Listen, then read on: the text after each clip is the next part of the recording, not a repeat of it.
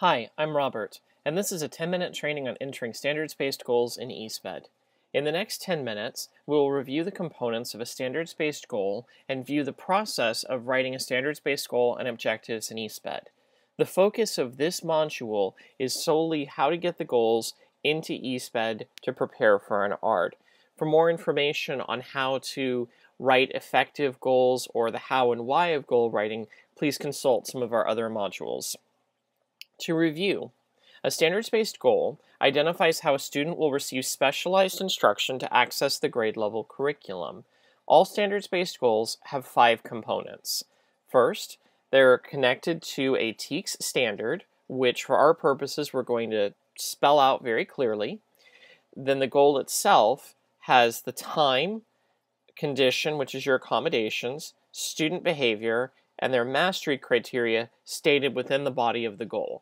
When we write an objective, we use those same pieces of time, condition, behavior, and mastery criteria. For the demonstration today, I'm going to be using Microsoft Word. I've pulled a TEKS standard from the TEA website, and I will be inputting this into our software program, which is eSped. For this case, I'm going to use one of my test students, Alexander the Great, and he is a 10th grade student who needs to write clearly for an audience, which is what we're here to do with our goal writing.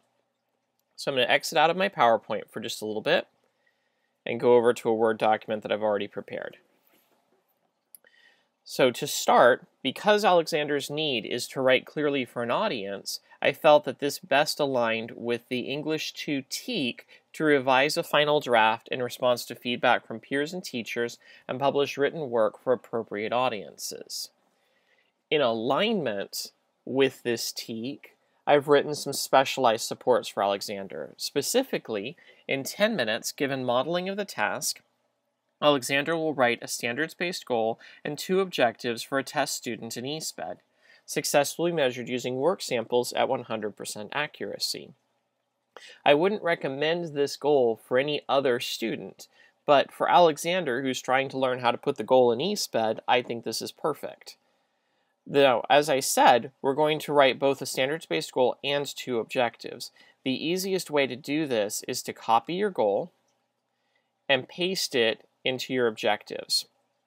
I recommend this because it makes sure that we have all of our parts, our time, our condition, behavior, and mastery, and allows us to go in and change the piece that's different in the objectives. In this case, I'm going to split the behavior. So for the first objective, Alexander is going to write a standards-based goal for a test student, and in the second objective, he's going to write 2 objectives. And this allows me to measure the 2 components within the goal discretely. So I have all that ready. I'm going to minimize this for now and go over to eSped. I've already logged in and I've already opened up students, and I go to Alexander the Great. And the reason I'm here is to write the student's IEP. Once I'm in the ARD screens, I need to go down to Measurable Annual Goals Standards. I know it's very tempting to look at that screen number, but the problem is my numbers may not match yours, so please let's just stick to the title, Measurable Annual Goals Standards. Right now he's blank, so I'm going to press Add New Goal, and this is going to be his first goal. I'm going to say that his ARD is October 2nd, and that means that he can work on these goals until October 1st of 2015. That's going to give me a full year with special education support. Because I'm going to send this home to parents, I want to check draft so they understand that I'm not deciding what the goal is before they've had time to give input. And because this is related to English, it's an academic goal. The language is going to be provided in English. The goal focus is ELA. And he is a 10th grade student. So now I'm not going to mess with any of these boxes because they will actually kind of mess up my final product and cause me grief. I am going to use the big box for measurable annual goal. Go back to my Word document. I need the standard and the goal. I copy and I paste them straight in. In this case, The implementer is going to be a special education teacher. If I were writing a goal and the student is in an inclusion class with in-class support, I might pick general ed, special ed because they'll both be supporting that progress. But for our purposes, this is something only a special education teacher is going to be putting into eSped. And I've already said that I'm going to measure progress using work samples. So for methods of evaluation, I highlight work samples. The last piece, periodic reporting, this occurs concurrent with report cards, and what that means is we will send home IEP updates at the same time that we send home report cards. Now, as you can see, every box is yellow at this point. Yellow means the item is in draft. If I were to close out of eSped and walk away, none of this would be saved. So to save it, I have to press save, and it will pull me back up to that top screen, which I can see that my parts are there, and I still need objectives. So I'm going to press edit, and when I go back in, the screens that were yellow have changed to blue. Blue means that it's saved. If I were to log out, if my computer were to turn off, the product is still there. So as I said, I want to create objectives. I press the button for create new objective, and I'm going to copy objective 1 into this box, paste, and save. Takes me back up to the goal screen. I'm going to create my second objective.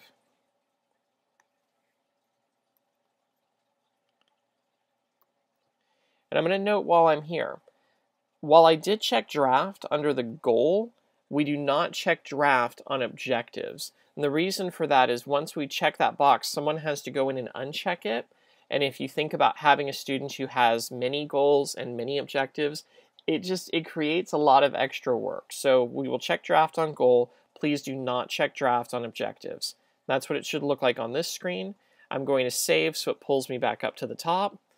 And I'm going to do a quick check of my work. So I have a goal for English. It's a draft. It's academic. I have my TEAC standard, which came straight off the TEA website. I have my goal, has all of its parts. I have 2 objectives, and they have all of their parts. Everything's good, so I'm going to save again because I'm paranoid, and I can close out. And that's really all there is to putting a standards-based goal and objectives into eSped.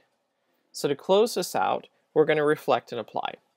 As we reflect, my question to you, what is your comfort level with the content area TEACs of your caseload students?